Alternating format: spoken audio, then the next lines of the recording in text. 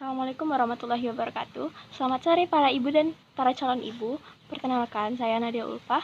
Nah, di kesempatan kali ini kita akan mengadakan penyuluhan tentang makanan pada balita. Nah, untuk pedoman, ibu-ibu bisa melihat leaflet yang telah dibagikan sebelumnya. Jadi, yang dinamakan balita adalah anak-anak yang masih berusia 1-5 tahun atau jika dibulankan adalah 12 bulan sampai 60 bulan. Nah, harus diperhatikan ini, Bu.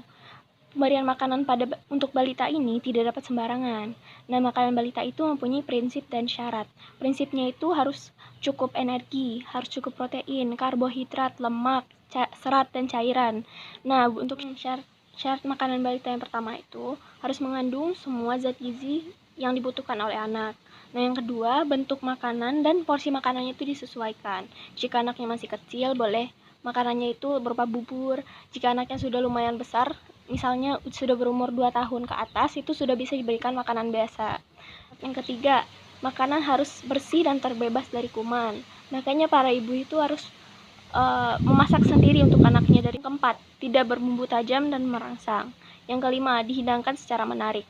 Nah, dihidangkan secara menarik ini cukup penting ya, karena anak-anak itu terkadang tidak suka makanannya, namun jika dihidangkan secara menarik, itu akan membuat anak lebih nafsu makan. Zat gizi yang diperlukan anak itu ada beberapa macam. Yang pertama, karbohidrat. Nah, karbohidrat ini terbagi dua, karbohidrat sederhana dan karbohidrat kompleks.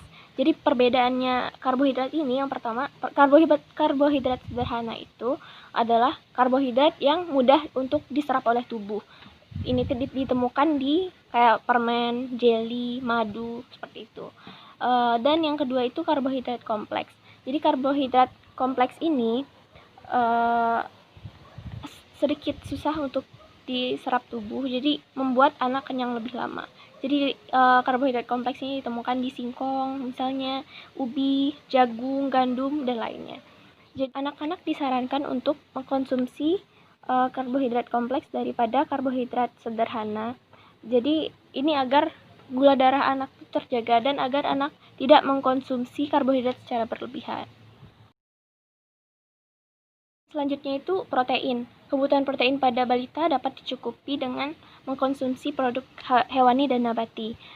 Kadar protein pada hewani itu relatif lebih tinggi daripada produk nabati.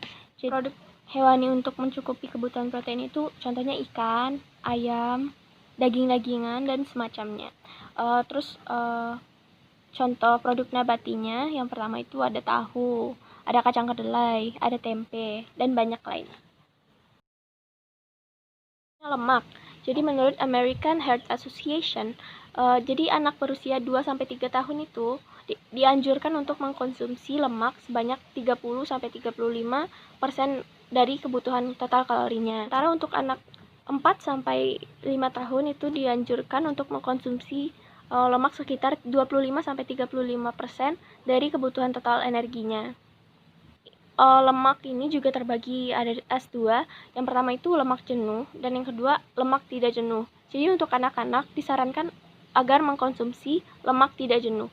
Nah, lemak tidak jenuh ini terdapat pada beberapa sumber makanan ya. Yang pertama kacang-kacangan, yang kedua ikan, yang ketiga minyak sayur. Nah, balita itu mempunyai berbagai macam makanan yang harus dihindari. Contohnya itu makanan yang terlalu berminyak, seperti gorengan di pinggir jalan, junk food. Terus makanan yang berpengawet itu seharusnya dihindari juga. Terus selanjutnya ada penggunaan penyedap rasa. Jika ingin menambahkan rasa, sebaiknya menambahkan garam beriodium.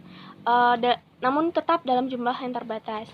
Terus selanjutnya itu aneka jajanan di pinggir jalan yang tidak terjamin kebersihannya dan tidak terjamin juga kandungan gizi yang terdapat di dalamnya. Jadi ibu-ibu bisa membuat sendiri jajanan untuk anak-anak sehingga terjamin kebersihan dan mutu gizi yang terdapat dalam makanan tersebut. Sekian penyuluhan kita pada hari ini. Kurang dan lebihnya saya mohon maaf. Wassalamualaikum warahmatullahi wabarakatuh. Terima kasih atas perhatiannya.